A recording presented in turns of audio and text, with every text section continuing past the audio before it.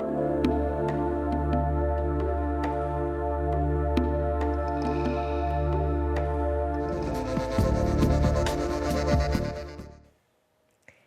friends, I welcome you all to the video lecture series of cybersecurity and information security. In this lecture, we will study about key management. Key management is the set of techniques and procedures supporting the establishment and maintenance of keying relationships between authorized parties. A keying relationship is the state wherein communicating entities share common data, keying material to facilitate cryptography techniques. This data may include public or secret keys, initialization values, and additional non-secret parameters. Key management encompasses techniques and procedures supporting initialization of systems users within a domain, generation, distribution, and installation of keying material, controlling the use of keying material, update, revocation, and destruction of keying material, storage, backup, recovery, and archival of keying material. Key management concerns keys at the user level, either between users or systems. This is in contrast to key scheduling. Key scheduling typically refers to the internal handling of key material within the operation of a cipher. Successful key management is critical to the security of a crypto system. In practice, it is arguable the most difficult aspect of cryptography because it involves system policy, user training, organizational and departmental interactions, and coordination between all of these elements. Now we come to the objectives of key management.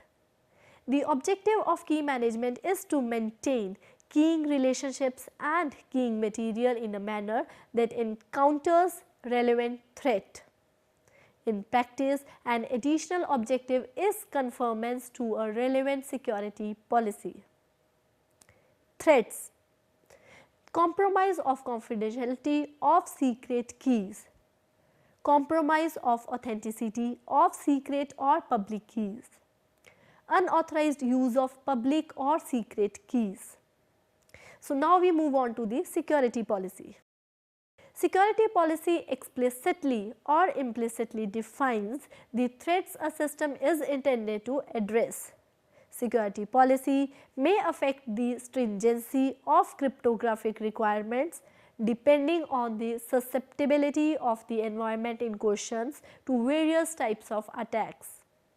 Security policies also typically specify practices and procedures to be followed in carrying out technical and administrative aspects of key management, both automated and manual. The responsibilities and accountability of each party involved and the types of records to be kept to support subsequent reports or reviews of security related events. Types of keys. One of the most important aspects of any cryptographic system is key management, which is very difficult and therefore sometimes neglected. A very common mistake is mixing different key types and reusing the same key for different purposes. In a key management system, each key should be labeled with one such type and that key should never be used for a different purpose. According to NIST SP 80057, the following types of keys exist. Private signature key. Private signature keys are the private keys of asymmetric public key pairs that are used by public key algorithms to generate digital signatures with possible long-term implications. When properly handled, private signature keys can be used to provide authentication integrity. Public signature verification key. A public signature verification key is the public key of an asymmetric key pair that is used by a public key algorithm to verify digital signatures, either to authenticate a user's identity, to determine the integrity of data, for non-repudiation or a combination thereof. Symmetric authentication key. Symmetric authentication keys are used with the symmetric key algorithms to provide assurance of the integrity and source of messages, communication sessions or stored data. Private authentication key. A private authentication key is the private key of an asymmetric key pair that is used with the public key algorithm to provide assurance as to the integrity of information and the identity of the originating entity or the source of messages, communication sessions or stored data. Public authentication key. A public authentication key is the public key of an asymmetric key pair that is used with the public key algorithm to determine the integrity of information and to authenticate the identity of entities or the source of messages, communication sessions or stored data as shown in the figure. Symmetric data encryption key. These keys are used with symmetric key algorithms to apply confidentiality protection to information as shown. Symmetric key wrapping keys are used to encrypt other keys using symmetric key algorithms. Key wrapping keys are also known as key encrypting keys. Symmetric and asymmetric random number generation keys. These are keys used to generate random numbers. Symmetric master key. A symmetric master key is used to derive other symmetric keys, example data encryption keys, key wrapping keys or authentication keys using symmetric cryptographic methods. Private key transport key. Private key transport keys are the private keys of asymmetric key pairs that are used to decrypt keys that have been encrypted with the associated public key using a public key algorithm. Key transport keys are usually used to establish keys, example key wrapping keys, data encryption keys or MAC keys, and optionally other keying material, example initialization vectors. Public key transport key. Public key transport keys are the public keys of asymmetric key pairs that are used to encrypt keys using a public key algorithm. These keys are used to establish keys, example key wrapping keys, data encryption keys or MAC keys, and optionally other keying material, example initialization vectors. Symmetric key agreement key.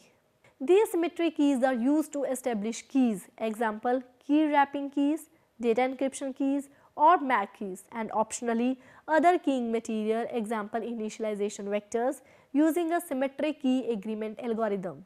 Private static key agreement key.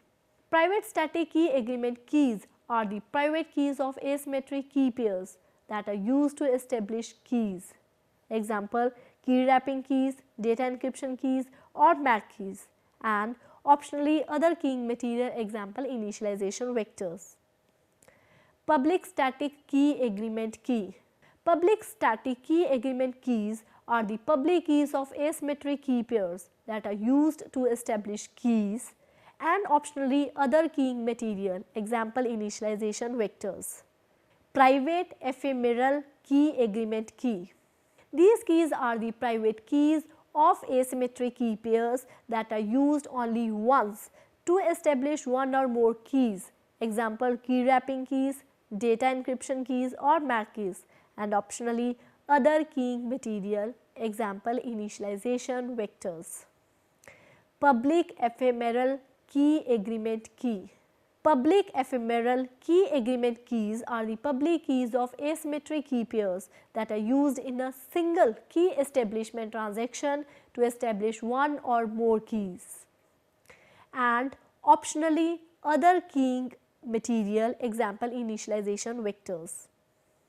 Symmetric authorization key. Symmetric authorization keys are used to provide privileges to an entity using a symmetric cryptographic method. The authorization key is known by the entity responsible for monitoring and granting access privileges for authorized entities and by the entity seeking access to resources. Private authorization key. A private authorization key is the private key of an asymmetric key pair that is used to provide privileges to an entity. Public authorization key. A public authorization key is the public key of an asymmetric key pair that is used to verify privileges for an entity that knows the associated private authorization key. Now we move on to the techniques for distributing confidential keys. Various techniques and protocols are available to distribute cryptographic keys, whose confidentiality must be preserved, both private keys and symmetric keys. These include the use of key layering and symmetric key certificates, key layering and crypto periods. The class confidentiality may be subclassified on the nature of the information being protected, user data versus keying material. This suggests a natural key layering as follows. Master keys. Keys at the highest level in the hierarchy is that they themselves are not cryptographically protected. They are distributed manually or initially installed and protected by procedural controls and physical or electronic isolation. Key encrypting keys. Symmetric keys or encryption public keys used for key transport or storage of other keys. These may also be called key transport keys and may themselves be secured under other keys. Data keys used to provide cryptographic operations on user data. Example, encryption, authentication. They are generally short-term symmetric keys. However, asymmetric signature private keys may also be considered data keys, and these are usually longer-term keys. The keys at one layer are used to protect items at the lower level. This constraint is intended to make attacks more difficult and to limit exposure resulting from compromise of a specific key. The crypto period of a key is the time period over which it is valid for use by legitimate parties. Crypto periods may serve to limit the information related to a specific key available for cryptanalysis. Limit exposure in the case of compromise of a single key. Limit the use of a particular technology to its estimated effective lifetime. And limit the time available for computationally intensive cryptanalytic attacks in applications where long-term key protection is not required. In addition to the key layering hierarchy above, keys may be classified based on temporal considerations as follows. Long-term keys. These include master keys, often key encrypting keys, and keys used to facilitate key agreement. Short-term keys.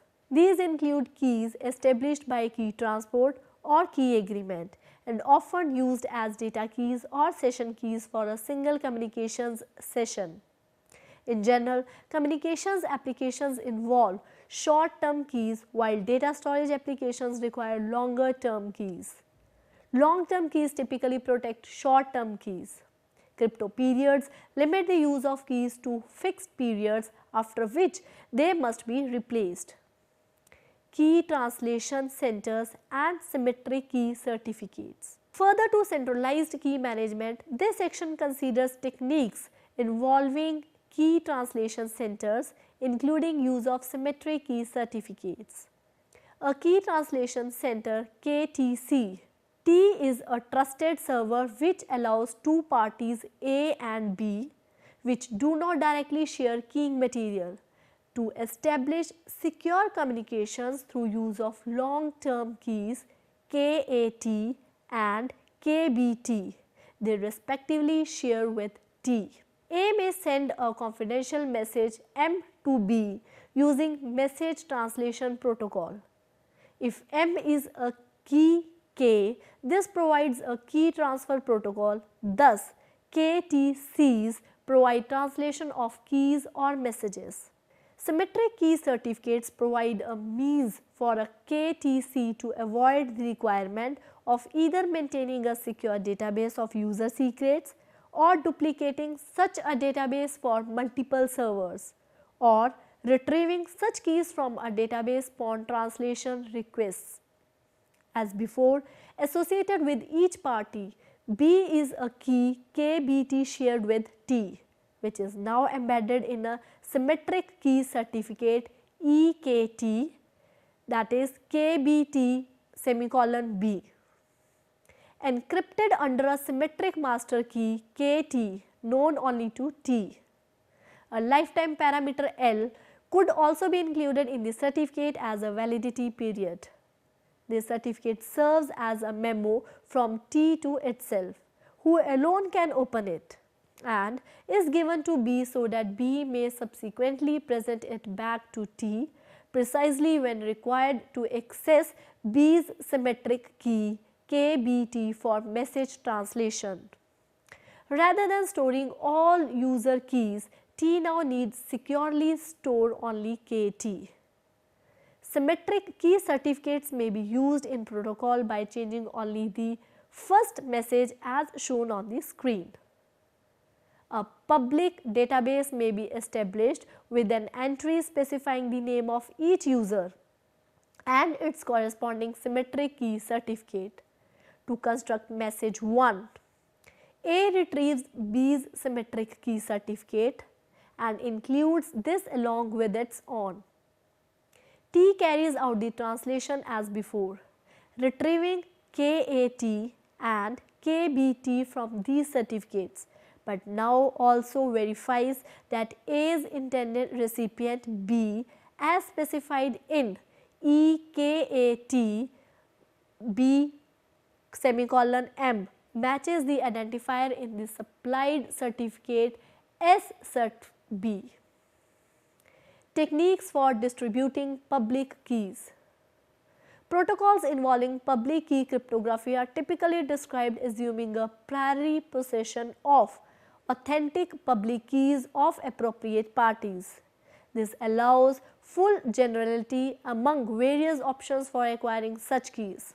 Alternatives for distributing explicit public keys with guaranteed or verifiable authenticity, including public exponentials for Diffie-Hellman key agreement, or more generally public parameters, include the following: point-to-point delivery over a trusted channel.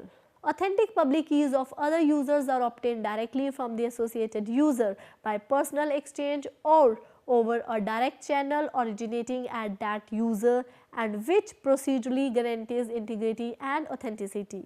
Example, a trusted courier or registered mail. This method is suitable if used infrequently, example one-time user registration or in small closed systems. A related method is to exchange public keys and associated information over an untrusted electronic channel and provide authentication of this information by communicating a hash thereof using a collision resistance hash function via an independent, lower bandwidth, authentic channel such as a registered mail. Drawbacks of this method include inconvenience, elapsed time, the requirement of non-automated key acquisition prior to secured communications with each new party, and the cost of the trusted channel.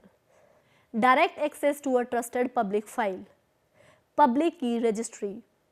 A public database, the integrity of which is trusted, may be set up to contain the name and authentic public key of each system user.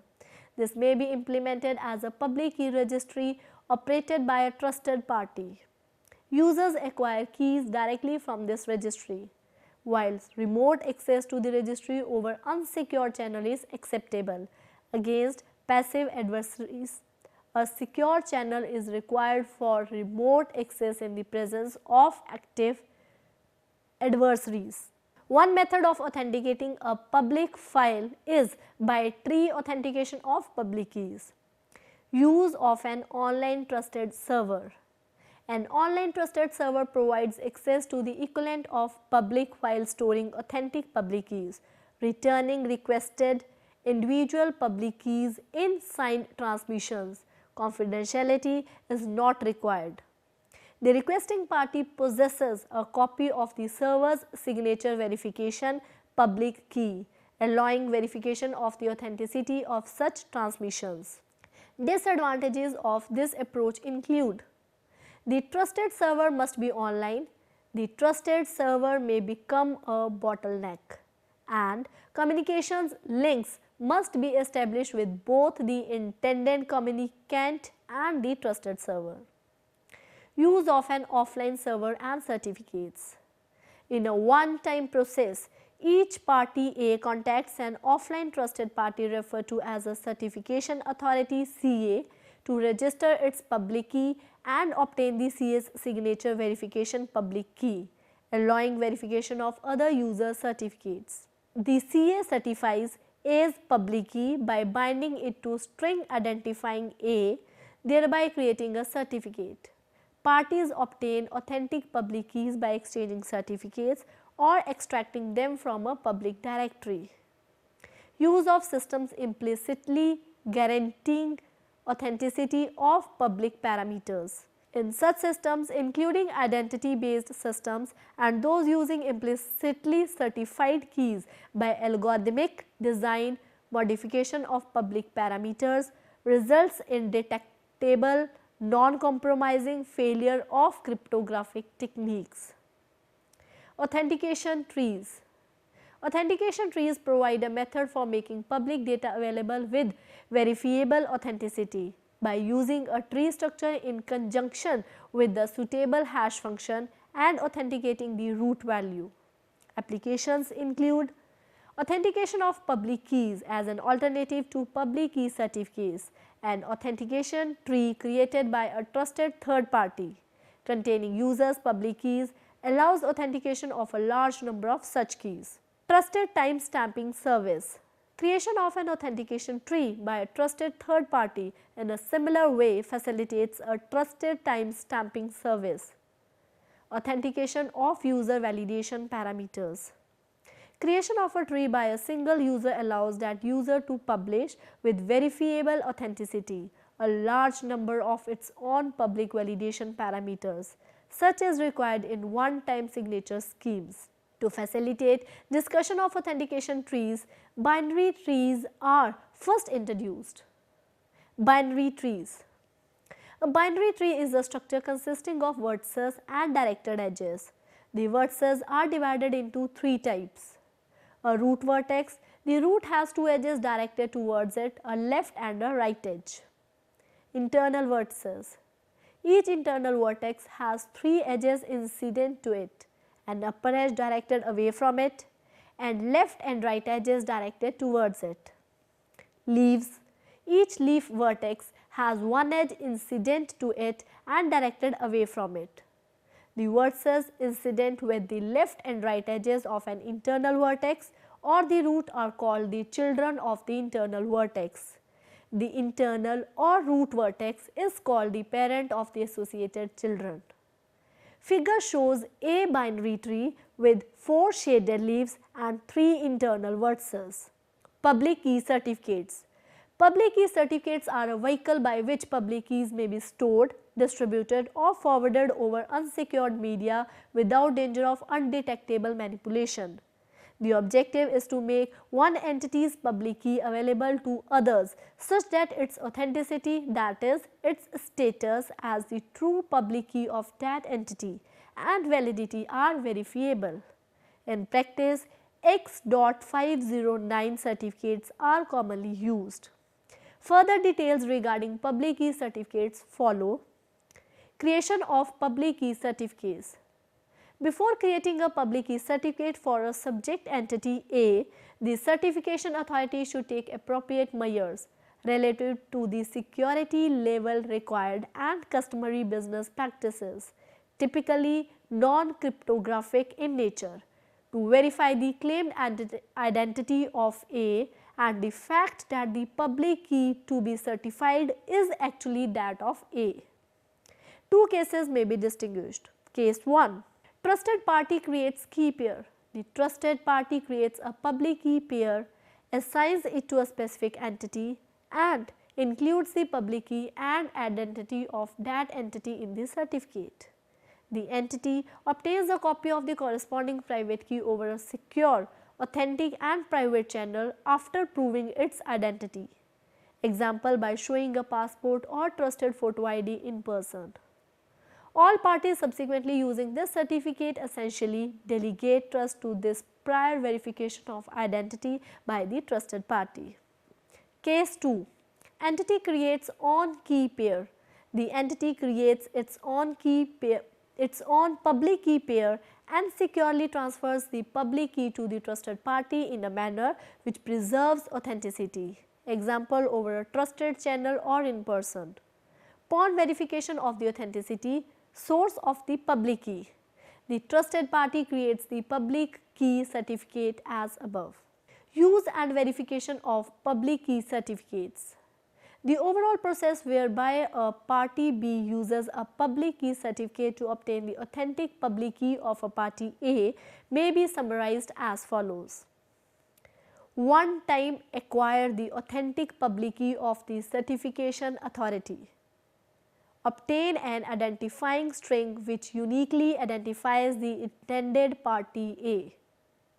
Acquire over some unsecured channel, example from a central public database of certificates or from A directly, a public key certificate corresponding to subject entity A and agreeing with the previous identifying string. Verify the current date and time against the validity period, if any, in the certificate relying on a local trusted time day clock. Verify the current validity of the CA's public key itself. Verify the signature on A's certificate using the CA's public key. Verify that the certificate has not been revoked. If all checks succeed, accept the public key in the certificate as A's authentic key. Attribute certificates. Public key certificates bind a public key and an identity and include additional data fields necessary to clarify this binding, but are not intended for certifying additional information. Attribute certificates are similar to public key certificates, but specifically intended to allow specification of information, attributes other than public keys, but related to a CA entity or public key, such that it may also be conveyed in a trusted, verifiable manner. Attribute certificates may be associated with the specific public key by binding the attribute information to the key by the method by which the key is identified. Example, by the serial number of a corresponding public key certificate or to a hash value of the public key or certificate. Attribute certificates may be signed by an attribute certification authority created in conjunction with an attribute registration authority and distributed in conjunction with an attribute directory service as shown in the figure. More generally, any party with the signature key and appropriate recognizable authority may create an attribute certificate. One application is to certify authorization information related to a public key. More specifically, this may be used, for example, to limit liability resulting from a digital signature or to constrain the use of a public key. Example, to transactions of limited values, certain types or during certain hours. Identity based systems. Identity based systems resemble ordinary public key systems involving a private transformation and a public transformation, but users do not have explicit public keys as before. Instead, the public key is effectively replaced by a constructed from a user's publicly available identity information, example, name and network or street address. Any publicly available information which uniquely identifies a user and can be undeniable associated with the user may serve as the identity information. So friends, this was all about key management in information security.